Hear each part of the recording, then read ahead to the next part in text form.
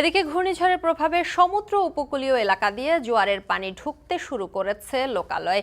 এ বিষয়ে বিস্তারিত জানাতে আমাদের সঙ্গে যুক্ত হচ্ছেন ফেনী থেকে সোলাইমান ডালিম এবং সেই সাথে সাতক্ষীরা থেকে আহসান রাজীব যুক্ত হবেন। শুরুতেই যাচ্ছি ডালিমের কাছে। ডালিম, ফেনীর কি পরিস্থিতি দেখছেন এবং এই দুর্যোগ পরবর্তী সময় প্রশাসন কি উদ্যোগ নিচ্ছে?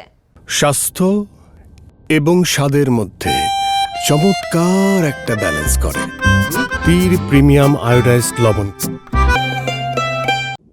গতকালকে ঘূর্ণিঝড় রেমালের প্রভাব ফেনীতে কিন্তু কিছুটা কম ছিল। আজকে সকাল 7টা থেকে একদম পুরো ঝড়ো হাওয়া এবং তার সাথে সাথে বৃষ্টি হচ্ছে পুরো ফেনী জেলাতেই।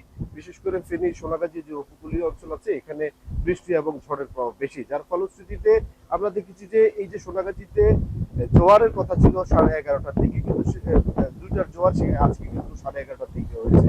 জোয়ারের সময় কিন্তু স্বাভাবিক সময় যে পানির স্রোত থাকে এবং উচ্চতা থাকে, সেই উচ্চতা থেকে আজকে জোয়ারের উচ্চতা ছিল 2 থেকে 3 ফুট বেশি, যার ফলশ্রুতিতে সোনাগাজীর চরচন্ডী এলাকায় যে মাছের ঘের এবং বাঁধ রয়েছে সেই বাঁধগুলো কিন্তু ভেঙে গেছে, ভেঙে কিন্তু জলাশয়ে পানি প্রবেশ করা শুরু করেছে।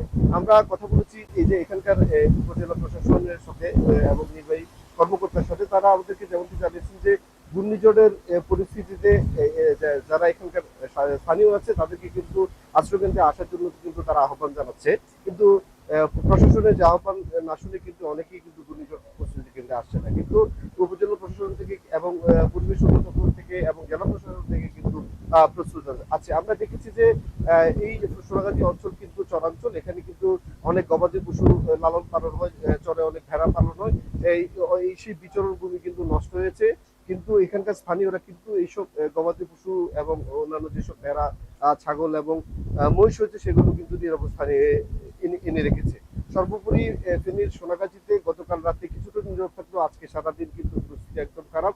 আমরা কথা বলেছি যে পল্লী বিদ্যুৎ বিভাগের সাথে। পল্লী বিদ্যুৎ আমাদেরকে যেমনটি জানিয়েছেন যে জেলার প্রায় 4 লাখ গ্রাহক কিন্তু বিদ্যুৎ সংযোগ বিচ্ছিন্ন রয়েছে সকাল 7টা থেকে। তো এই ছিল ফেনী থেকে আমার কাছে ঘূর্ণিঝড় রেমালের সর্বশেষ খবর। আমরা এখন যাব সাতক্ষীরার আহসান রাজীবের সাথে। রাজীব, সাতক্ষীরার ঘূর্ণিঝড় রেমাল পরিস্থিতি কি?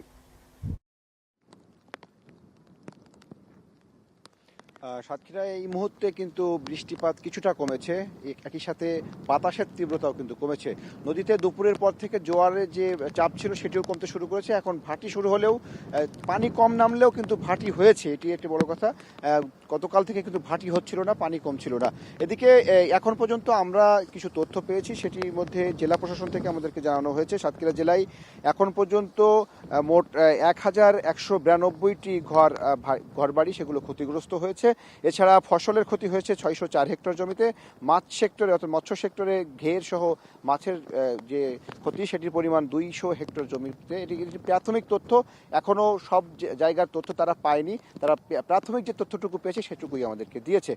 এখনো যে সমস্ত মানুষরা আশ্রয় কেন্দ্রে ছিলেন, তারা গতকাল রাতে যারা আশ্রয় নিয়েছিলেন তারা কিন্তু সকালের পর থেকে তারা বাড়িতে ফিরতে শুরু করে এবং যে সমস্ত এলাকাগুলো এখনো পানিতে তলিয়ে আছে, বিশেষ করে নদী তীরবর্তী কিছু এলাকা, যে সময় এলাকার জেলেপল্লী বা নিচু যে সমস্ত এলাকা সেগুলো তলিয়েছিল, সেই এলাকার মানুষরা এখন আশ্রয় কেন্দ্রে রয়েছেন। অনেকের ঘরবাড়ি বিধ্বস্ত হয়েছে, সে মানুষরা কিন্তু এখনো আশ্রয় কেন্দ্রে অবস্থান করছেন।